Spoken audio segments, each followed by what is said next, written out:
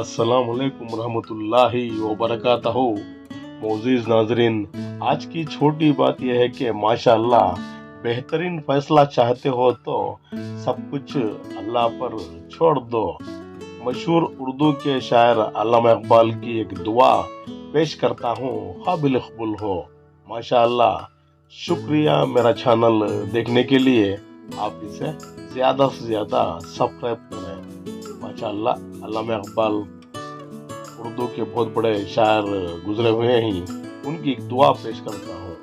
लब पे आती है दुआ बन के तमन्ना मेरी, जिंदगी शम्मा की सूरत हो खुदाया मेरी।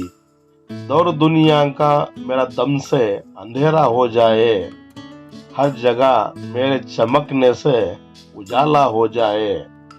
ओ मेरे दम से यूं ही मेरे वतन की जीनत, जिस तरह फूलों से होती है चमन की जीनत।